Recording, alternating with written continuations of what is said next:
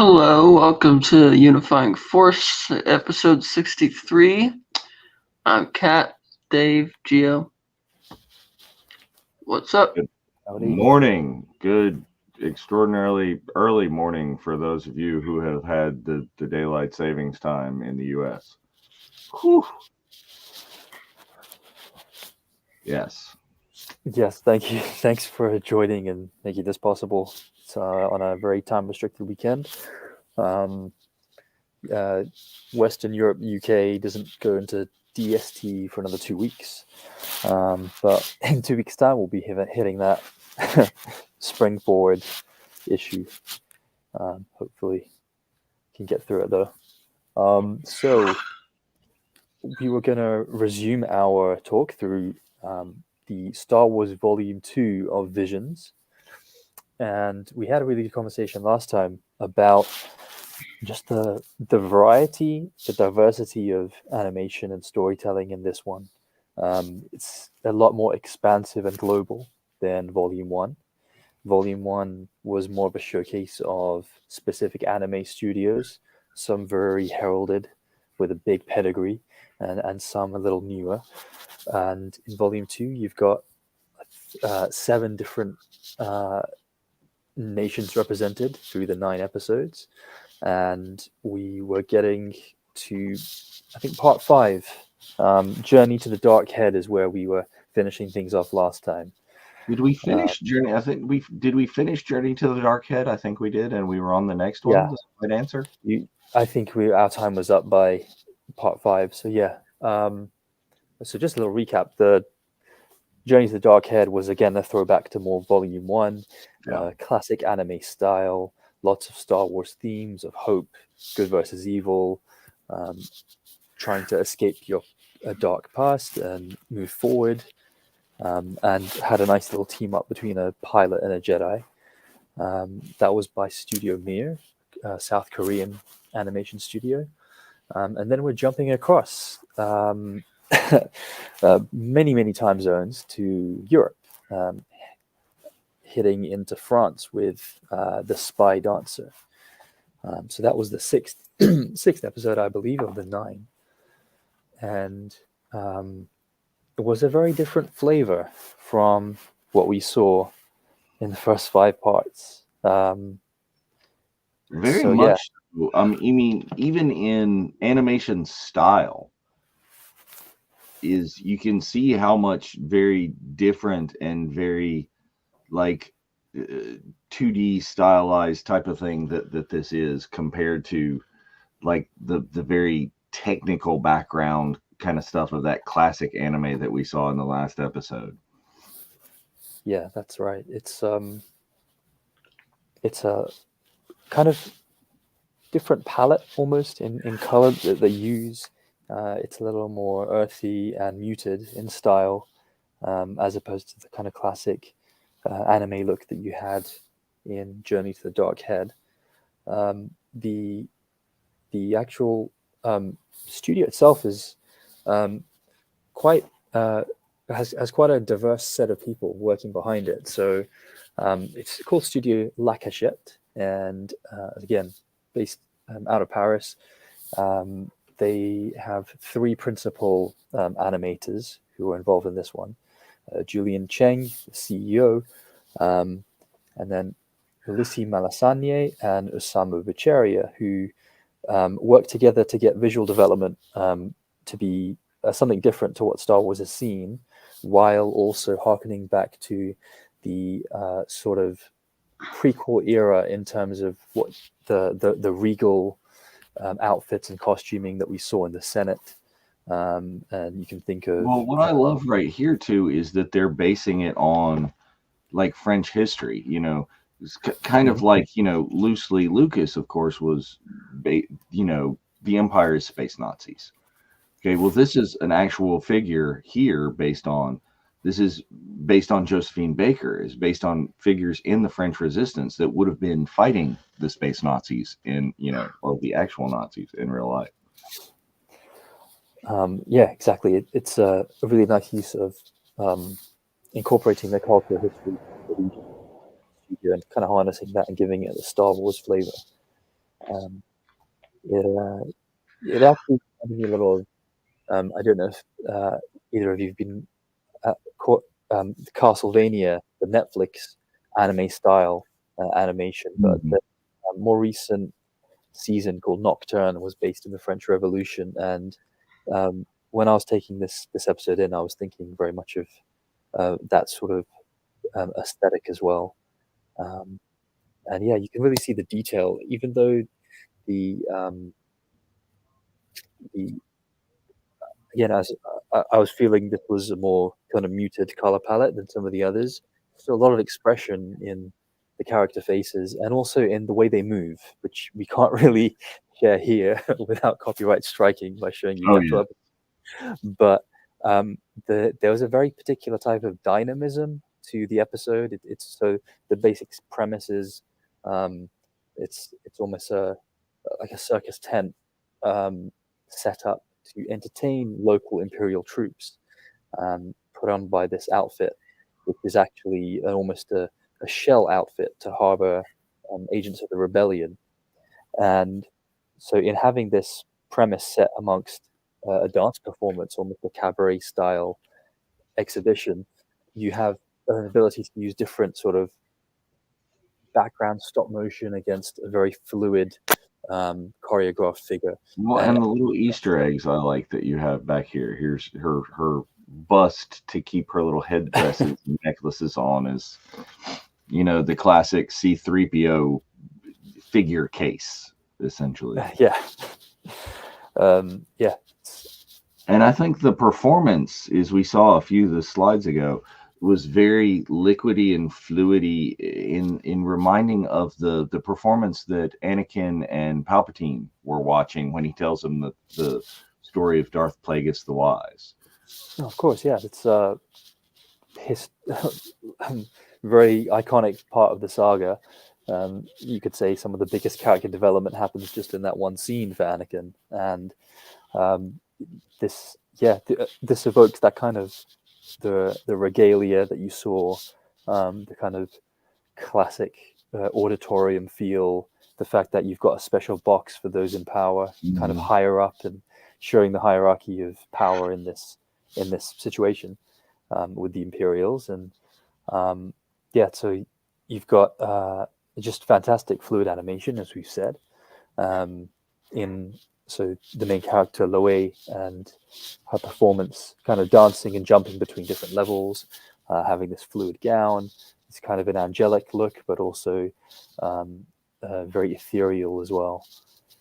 Um, and as this is going on, this is all uh, more or less a distraction for the Imperials, um, while kind of rebel mission evolves underneath and behind this dancing scene. So, Well, and um, then they really kind of changed the animation style a little bit here, is when it gets to that kind of gritty bit, is it does the backgrounds get a little bit more technical and a little bit harsher when you're dealing with the Imperial stuff. yeah, absolutely. Yeah, that still I actually don't recall it Because you looking see so. this background, which is primarily about this character, and then you see this action background. Yeah, Very, very different. yeah, very industrial Mhm. and blue color balanced here, which contrasts with the kind of earthy tones of the characters, which I guess literally can ground them a little bit more and highlight them against the backdrop. But yeah, this was a sweet story as well, um, of uh, a a woman who lost her son to the Empire, and initially had taken about a, a sort of mini mission of revenge against the officer that wronged her and separated her from her son more than 20 years ago, and she was then able to discover there was this kind of a good plot twist, which wasn't too surprising, that the Imperial witnessing everything that she wanted to take revenge against at the end of this dance performance is not the Imperial that took her son away, but rather is her Is son, your Yeah, now that I born. mean, surprising but not So, surprising. You're right. Is it's a classic trope, and it's like, oh, come back. No, yeah. Um, But I think they conveyed quite a lot of emotion very well in this episode. And as you can see, it's got some fantastic concept art that you can take in. Yeah. Just to see the kind of creative side and all the work that goes into then. Sometimes it's when we look at concept art, I feel quite sad that some of the most dynamic and intriguing images, don't even make close to the final cut. But that's the nature of iterating and getting closer and closer to one single vision to then put into the feature. But it can really fire imagination. And I think one of the most fun parts of Star Wars, beyond the films and screen, if you're a fan of collecting the books and behind the scenes, is seeing concept art. And it's become very iconic again since The Mandalorian hit screens, in that every credit scene is something joyous to behold and some new way of looking at how they visualize things. And yeah, it was fun to take this in and have the kind of French left field spin on things. And as the French do. Yeah. Has this studio produced anything else that we would know? There wasn't anything that I knew until looking up the studio itself. So they, in terms of their filmography, they have a couple of 2D animated features. One's called The Rabbi's Cat, one called Mune, and then they have been awarded an Academy nomination before for animation for something called Ernest and Celestine. But these are quite they're not as household names. Yeah, not quite household names in general audience terms, but I think if you are an animation connoisseur, then these might be projects you've taken in before. Nice.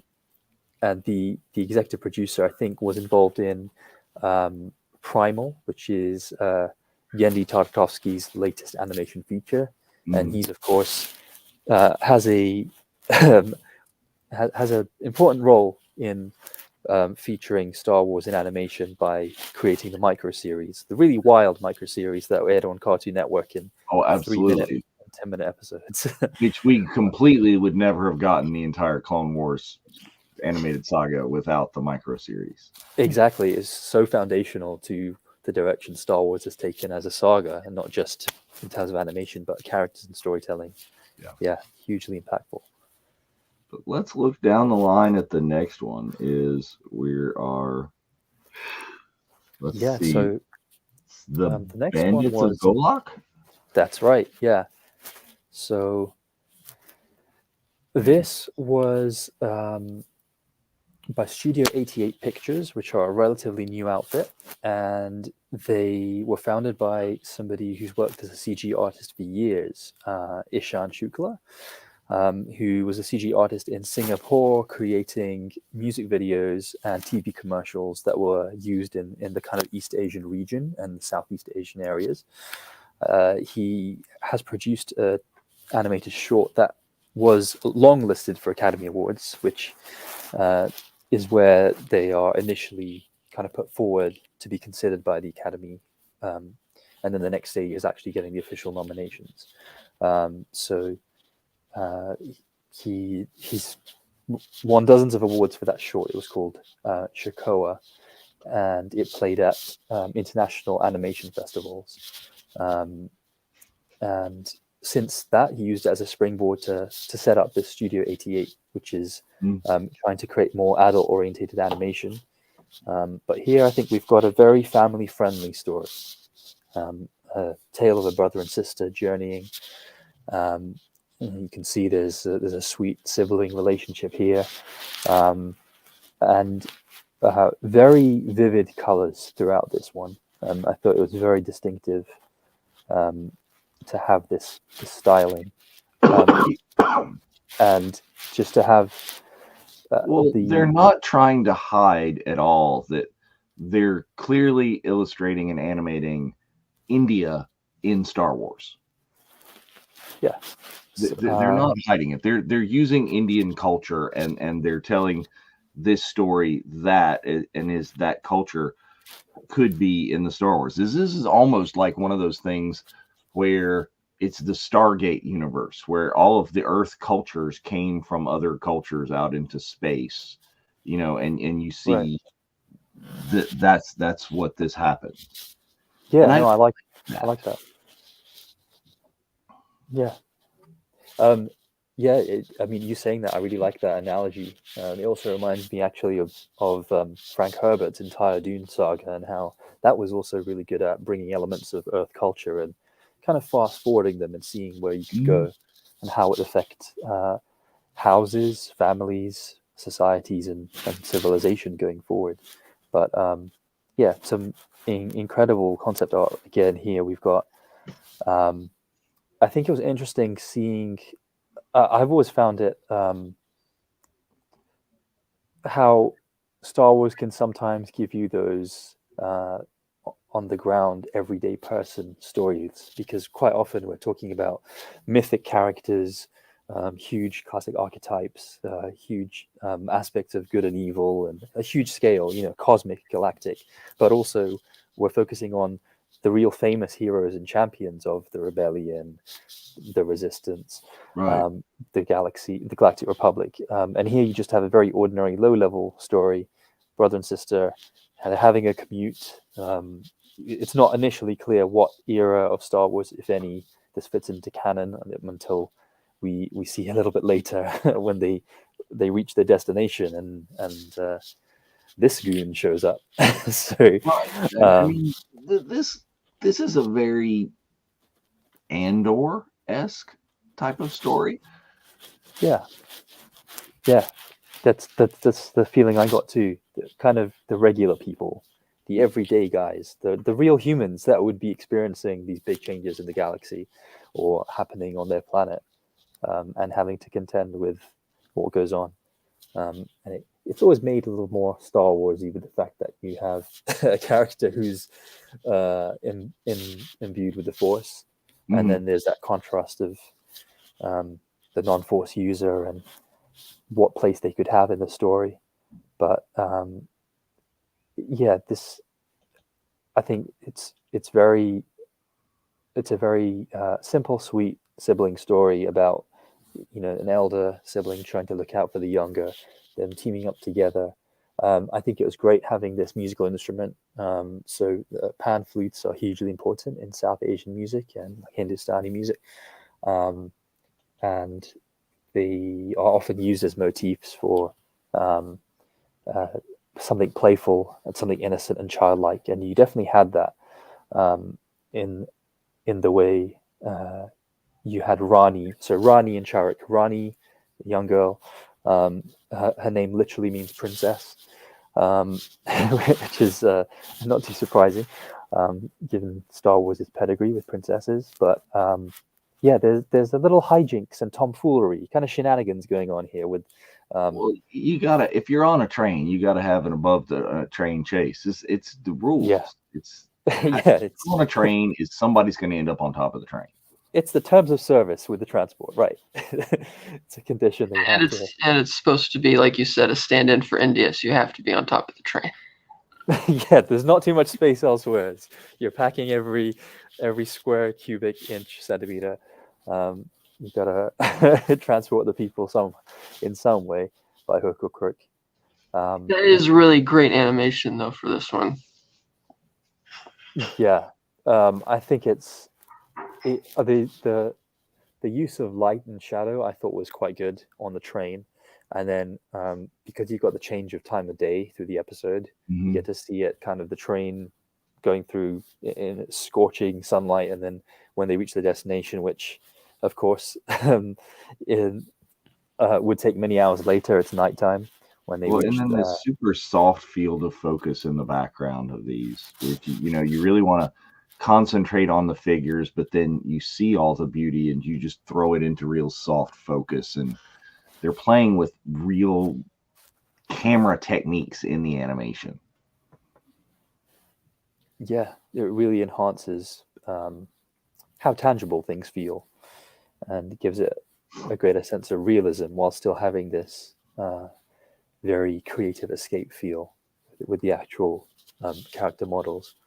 I also think the destination they reached, the the kind of bizarre Dubba, they call it. It was a reminder of Coruscant, also the lower levels, the glimpses that we saw in Attack of the Clones with the neon lights and huge advertising signs and kind of a crackly, almost like you can hear the neon ticking off and on with signs as you walk past. And Dave, as you mentioned, that Andor had a lot of that as well. Yeah. And again, a huge. It's the Blade Runner-y Star Wars. I was just about to say, yeah, hugely inspired by Blade Runner and that kind of cyberpunkian feel as well. Having technology, but having the kind of used, kind of gritty feel. But yeah, this was again kind of a predictable direction for the short, Right. but I think fantastic to show Grandma with the double lightsabers. I don't care if it's predictable. That's badass. Yeah, exactly. She's one heck of a mother, and yeah, we just had International Women's Day. You know, this is a standout female character that could hold her own against anyone in the galaxy. You feel, yeah. Incidentally, it's also in the UK Mother's Day, so. I was wondering at one point if at all I would make that relevant to what we're looking at, and this is a great moment and a great scene. In Asian culture, and definitely in Indian, South Asian culture, there's very great esteem and reverence towards elders, especially to grandparents, and those of a grandparent age. So it's a really cultural touchstone to visualize here. And to have as, you know, obviously Star Wars has done that in its own galaxy far, far away with Yoda being the surprisingly incredible, you know, almost shonen style warrior. But to see a human of an elderly, of a great many years, have her own kind of Yoda moment, I think is very memorable and impactful. Yes. Yeah, I think this was a really nice one. Like I said, I liked how directly we were bringing an Earth culture into Star Wars, and it flowing pretty seamlessly. I mean, yes, we're beat us over the head. Here we are. This is Star Wars India, but it fits. Yeah, definitely. I think it also had. I was surprised at how incredibly animated and choreographed the duel was. It's a fantastic duel. It's one of the best lightsaber duels you'll see in a long time. It kind of reminds me of the fan videos you'd have got in early YouTube days of people using CG and rotoscoping and trying to choreograph their own things. But this was singularly where they updated the Vader Obi-Wan fight. Oh yeah, SC-38, I think it was originally. Yeah, that's incredible. And then also there was Ryan versus Dorkman. The two guys who put that together were eventually hired by ILM, which is an awesome story. But yeah, this is one of the most standout duels, and I was surprised at how kinetic and fast-paced and thrilling it was, because the episode was a lot slower in pace and tone. You know, just journeying on the train, getting to the destination, and then suddenly you had this gigantic change in speed with the fight, and it was incredible. And again, almost a throwback to seeing Yoda, you know, kick ass the first time. But yeah, here it's interesting to see. So Lebi is a shorthand of jalebi, which is the very colorful South Asian snack, which is corn and sugar and fried and very delicious and very, very popular with kids. So it was nice to see little moments of, as you said, Dave, real life, real Indian culture come in.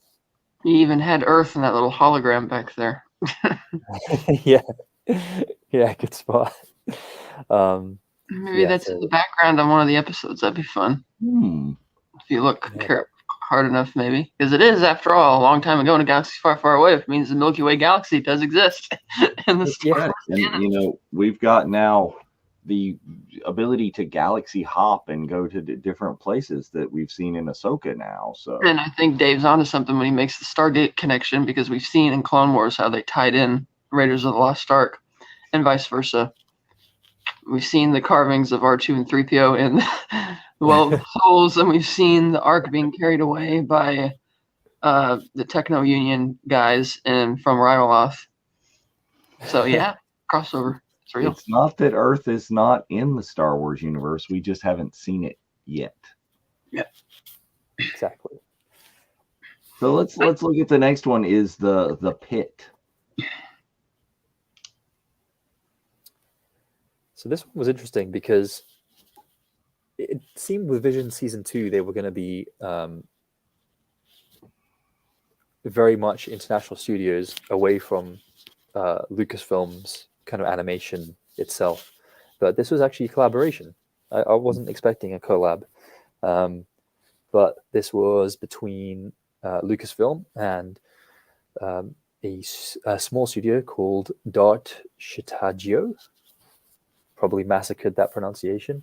But this was a more local thing to California. So the writer and director and producer of the short is based in Oakland and has exhibited at the Pasadena International Film Festival some of his animation shorts in the past, and has also been involved in some of the behind-the-scenes extras that you might find ordinarily on extras in on a DVD, featurettes and things. But now Disney Plus occasionally has a few of them tucked under the extras tab when you're looking at some Star Wars content.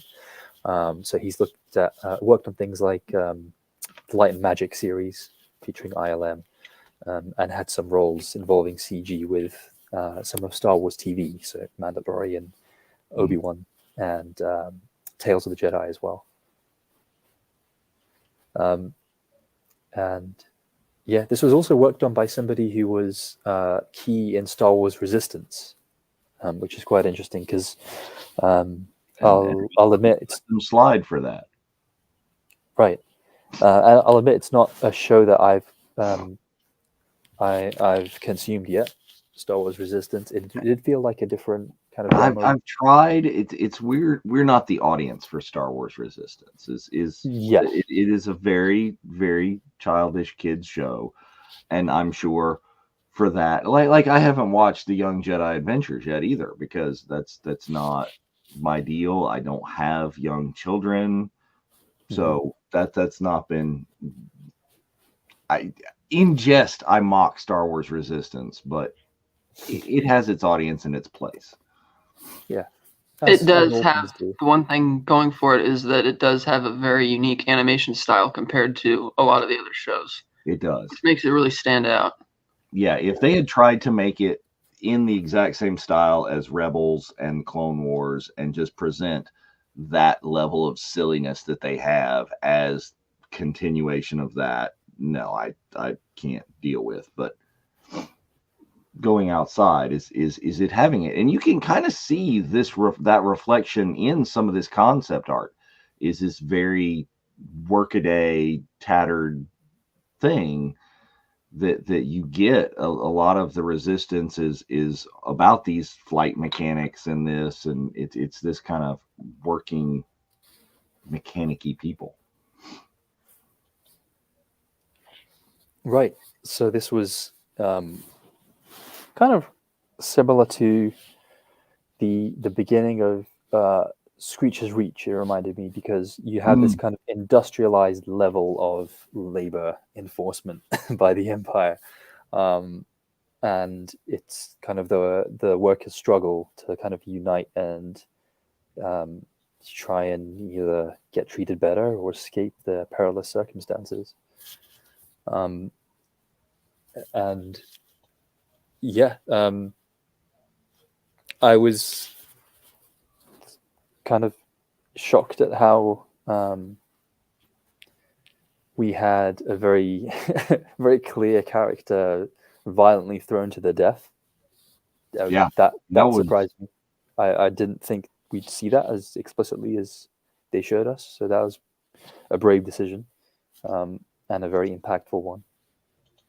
Kind of stood out to me, and even though the episode had this grim and darker feel, it certainly surprised. yeah, and the contrasting way that how light and bright they portrayed the city, that presumably was the benefit of all of this labor of the people in the pit, and really not giving you what you would have expected, which was, oh, all these people just they don't care. It's like, oh, we'll get this all that we'll take. No, the people just didn't know. So the empire is doing what they're doing, and the people of the city are, when they find out, they're like, what? Yeah. Exactly. It's kind of a riff on industrialization, exploiting the workforce, and seeing that the benefactors of this are not the people themselves. It's people far away removed from their own social situation and kind of class position in society. And you've got really the empire that's the big evil corporation that's benefiting the most from all of this deal, because they are getting the most out of what looks like essentially indentured servitude. These guys are effectively enslaved. Well, and I find it interesting how you mentioned the empire as a corporation. How, we mentioned earlier, is George's original concept was like a government. This was essentially space Nazis, as that has gone down, and how in our modern sensibilities it is more of a corporation. It is more of a business as a government that people liken them to see the evil empire being the evil of corporate greed. Yeah, exactly. I think this kind of resonates in a real world, exactly as you've said, and reminds us of some of the other inspiration to George Lucas creating this big dichotomy within the galaxy of, the dominating force that's exploiting everything else, whether it's people, whether it's the environment, nature itself, and that kind of ecological exploitation of things is something that we saw earlier in Volume 2 as well. I think it was in Part 3 in the Stars. You had that kind of ecology versus industry sentiment, and to a more subtle degree, it's here in the pit. Yeah, and I think it's fun that we have cameos in here. We have Steve Blum, the voice of Zeb Orrelios. Yeah, that was nice. Nice. It's always good to have these little Easter eggs, whether you find it organically yourself, listening or watching, or when you dive into the supplementary material like we are here, Right. and seeing that. What did you think of the art style of this one? Did it stand out to you? Was it a little more forgettable amongst the Volume 2 itself? It looks really good. That's one of the benefits of opening up this season to international studios, because it's like I'm not sure how they went about that. Like, did they call the studio they wanted, or did they notify, cultural attachés of countries like, hey, we're looking for, somebody to do Star Wars, and then they picked the one that they thought would be, the best for it, because each of these episodes are a lot more vibrant, because you could see here that it's like everything has its own very distinct visual language. Yeah, that's right. That would be an interesting thing to know, is how these were chosen. Did they approach the studio and say, here's a Star Wars license, or did they put it out in general that, hey, we're doing this, why don't you submit something? I don't know. Yeah, it'd be good insight to have. Who chose what?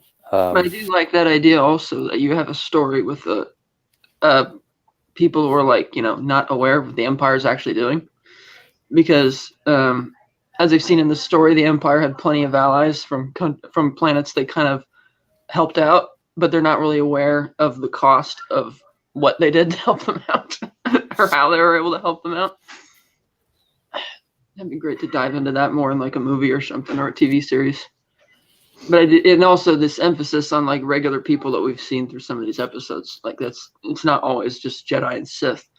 Well, and how like Right. literally the tone of this gets darker and darker as it starts. Is these are Right. just it begins as people on the surface, they're hunting for kyber crystal and it's like this, but literally it gets darker and darker as the pit gets deeper and deeper and deeper, and they're eventually they're huddled around this one artificial light because they're so far underground.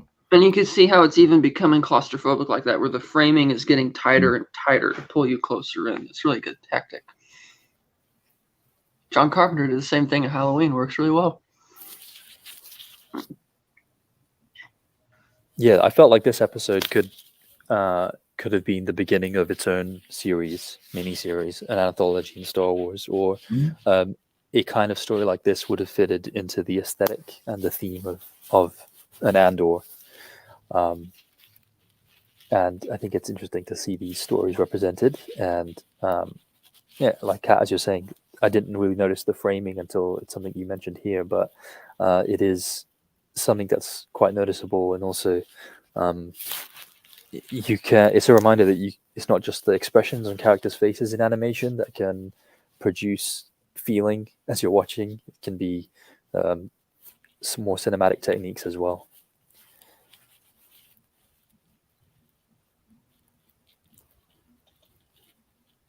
Yeah. God, the lighting with the shadows is really good in that too. Yeah, it becomes almost a chant. I think they're saying "follow the light" to, lead our main character Crux to escape. And yeah, it's good because in a way, you could paint the stormtroopers a different color and take the word Kyber out, and this could be just a story of struggle and rebellion without Star Wars. But it just has those galaxy far, far away trappings and the lingo to ground it within this galaxy. And then, of course, they throw in this at the end where the Kyber starts to light. Is like, oh, is this the saving of the force sensitive child again? Yeah. Will someone come out of the sky and kidnap her for life? Who knows? So,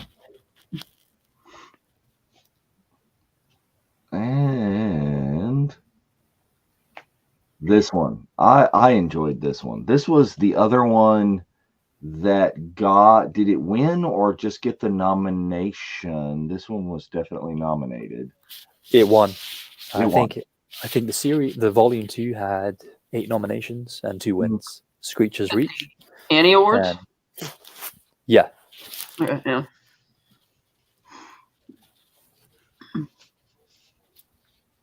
So this one there too. Yeah. This one was interesting because it began with an opening crawl, which surprised me a little bit. To have text at the beginning talking about the kind of setup on this planet called Korba and how important the kyber crystals are and the purification, and how giving you that little background, which has become now official Star Wars canon, about how kyber crystals have their own kind of spirit, character, and when they're tortured, a dark warrior or a Sith can bleed the crystal and turn it red. So had like a little lore dump at the beginning, which was a surprise to me, and then we enter this really, really unique and unusual world. Yeah, and this is from the South African studio, yes. Yeah. This won the Annie Award for Best Music for TV and Media for this short. Yeah. And you can see why, or hear why. Yeah. When you're watching it.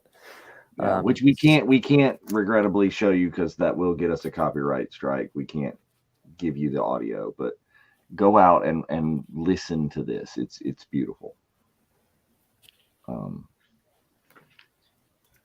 Yeah, I think. Did they say what planet this is supposed to be? It called itself Korba.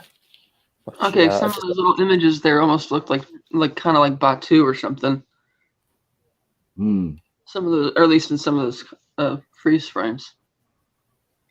Yeah, it was very vibrant and vivid as a planet. And yeah, I think Batu is one of Well, and I think because, one like of I said, those. in this one, there's mountains, there's Chapman's. They're calling it Spire 17. Is of course you have the spires in Batu, but they're Right. pulling no punches. You get the Cape Town Youth Choir performing.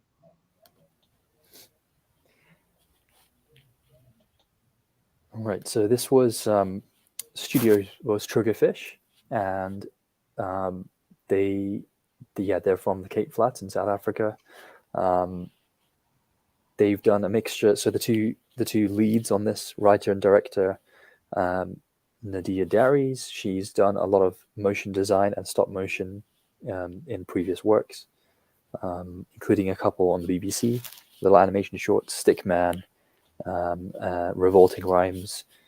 These are animations that use almost a puppet-like aesthetic to tell stories that are kind of more visually striking than just ordinary cartoons that are quite popular in the UK to tell history stories. And the yeah, so the studio has people who are familiar and working with different physical media to produce animation, and definitely has a very kind of woolen, tangible, woven feel to it, which I think was really nice to see, and just overall, I thought this was a delight of an episode to experience because of how fairy tale it felt. Yeah, so great use of light and dark again in the cave. Of course, there's going to be a dark cave, alluring and tempting to our hero or heroine, as goes in the Star Wars tropes. But yeah, so there's a mining operation on this planet to extract kyber crystals. Our main character, Ao, is a native character to the planet, and she has this unusual interaction with crystals. When she sings, it seems like she can produce a frequency that causes this vibrational effect in crystals and activates them. Which I thought was really different in how the pit was. They were just mining crystals, and it was a thing. How these are evil crystals already. They're all red kybers. You know, everyone that they're mining out is they're in nature red kybers. This is not one that a Sith has found and bled. That they're already this way. And I think that's why the father character was afraid of it and afraid for her to interact with them because of that. Oh, for sure, yeah. And I think that's maybe why they put the little crawl on the opening that they did, to show that this is more sinister and not to be expected. That there's a whole mine of of bleeding and tormented kyber crystals. Mm-hmm. And in previous animated episodes in Volume 2, we've seen young characters called and beckoned by the dark side, and from quite innocuous situations. Again, I go back to Screecher's Reach, and maybe that kind of story resonated with award givers, because these are the two episodes that hit the Annie Awards and got some success.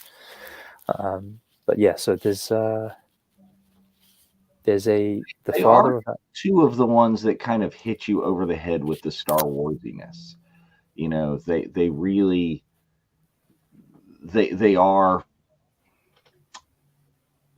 they're not so much of an everyday kind of story that could be fit into a Star Wars story. They're a Star Wars story that they're giving you in a different way. Yeah, and it's definitely seen by by episode's end, with this scene here. Again, you've got the promise of a different destiny and high adventure if you take the decision to go along with the Jedi, Mm-hmm. and leave behind uh, the life that you'd led up until that point.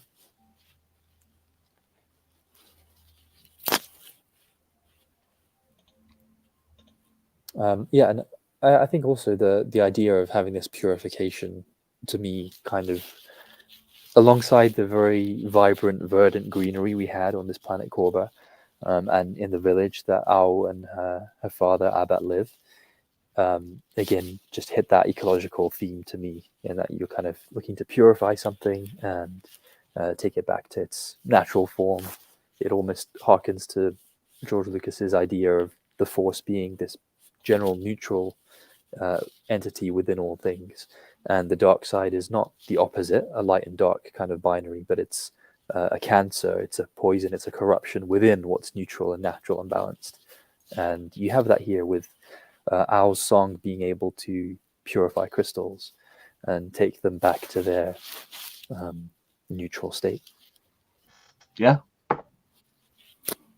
I think this was a great one to wrap up on, and it being the award winner and stuff as well. I think well deserved. Is all in all, so much enjoyed how very different all of these were. There are no two that you really could have said this and that. I think possibly the one that I was looking for might have been the most disappointed is the classic anime one that was just like, oh, take it or leave it. The rest of them. Was that the Journey to the Dark Head? Yes. Yeah. Yeah. Again, that one started out with, I think, a lot of promise, giving us this feeling that you were exploring some other aspect of the Force or some different group of users, but then, yeah, it lent back into classic Star Wars, which was satisfying if you're looking for that, but maybe a little too predictable if you wanted something else. And I think the best of Star Wars Visions is when it takes you somewhere very different, and then, you know, at the end can remind you that you're still in Star Wars. Did you have a favorite amongst this volume, or top tier? You can have a couple there. I mean, don't need to single one out. I thought the Screecher's Reach was really fun in the second half of it. The first half of it, I was like, oh, yeah. It took a while to get going. Yeah, it did. It took a while to get into Screecher's Reach.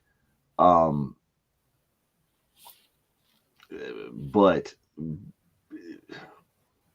I think that the second half of that it was very, very very visceral, right? Is when you got the Jedi in there, and then you start, it's like, oh wait, the kid they just whacked the what?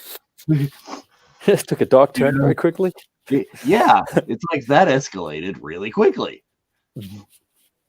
It's like, okay, you've got the Sith Banshee or whatever, and the kid just gets the kid summons, gets the lightsaber, and it's like, you can hear Palpatine going, "Do it."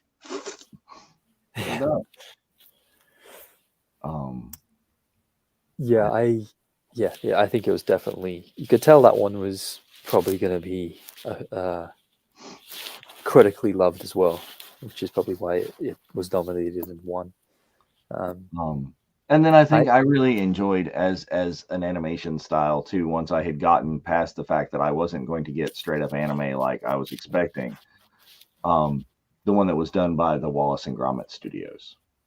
Oh yeah, I Am Your Mother, Aardman. Yeah, that was really, really different. It reminded me of the second possibly episode of the season 1, the heavy pod racer, like Pokemon style episode from season 1 of Visions. Yeah, was that the one with the band in it? Yeah, I think so. Rhapsody. Yeah. That one. I think both those really stand out in volume 1 and 2 as feeling very unique, and it's the crazy fun episode of the season. It's we're just going to go left field, and we're going to have crazy fun with this, and that's what we're going to do. For sure, yeah. I really loved the first and last, so because I think alongside Oddman's one, they were the most visually standout. So that's Sith, which Yeah. is the Spanish studio with the impressionistic use of paint and color and almost graffiti art to represent character and the Force and light and dark in a very unique way. I'd love to see more animation of that style. And thanks to Visions, it's one that I'll look out for that studio, El Giri, if I come Mhm. across them making other content, because if they do it in that signature visual look, I'll be all in. It was, and it also reminded me of one of the, I think the the more accomplished episodes of Volume One, which was the first ever one in Star Right. Wars Visions, Ronin. That you've got a character with a dark past and they're trying to escape, do something different. Here, our character's doing something very unique that you don't really see in Star Wars, which is lean into art and have that creative flow as her main thing that she does in life.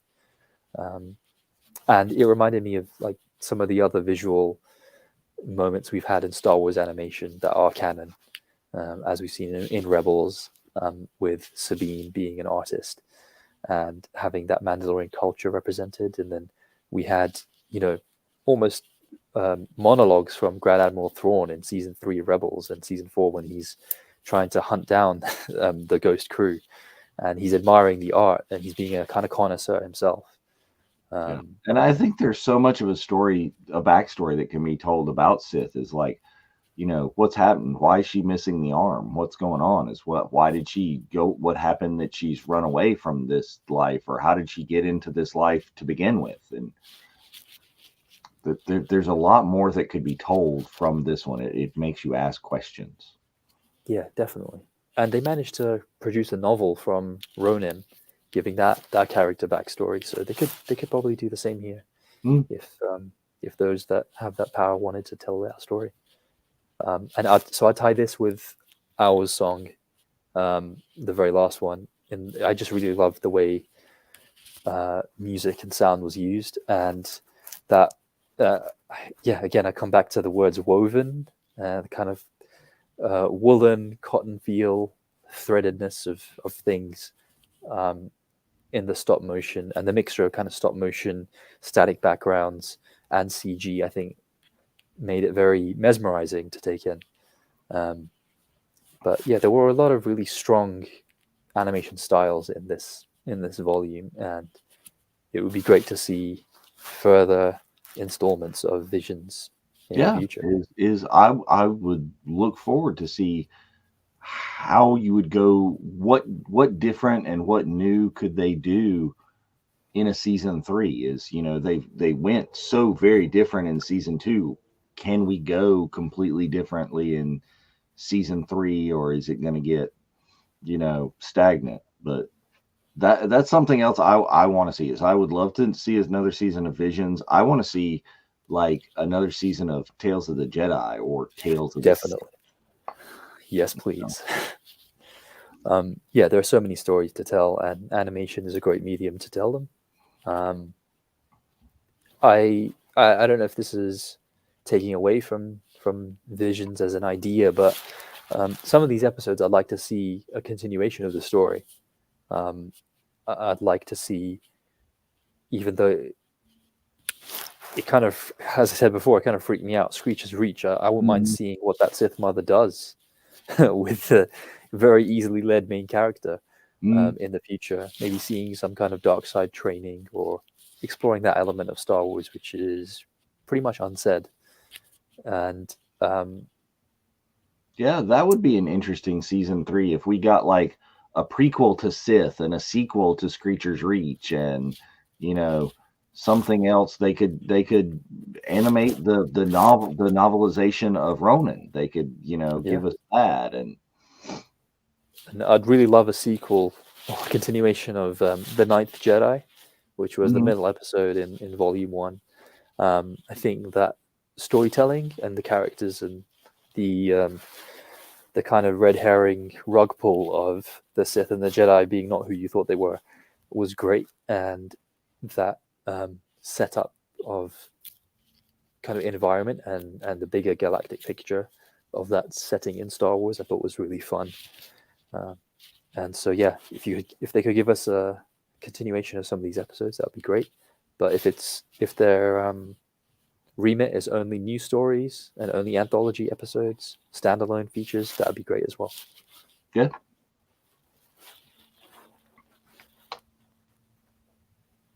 Perfect. Well, I think we're hitting on right about that time. I expect they will make a third season of this as well, because this got a very high reception, as did the first season. So be interesting to see who they go with for season 3. Maybe they'll change it up and have a another exclusive one country deal or something, but we'll see.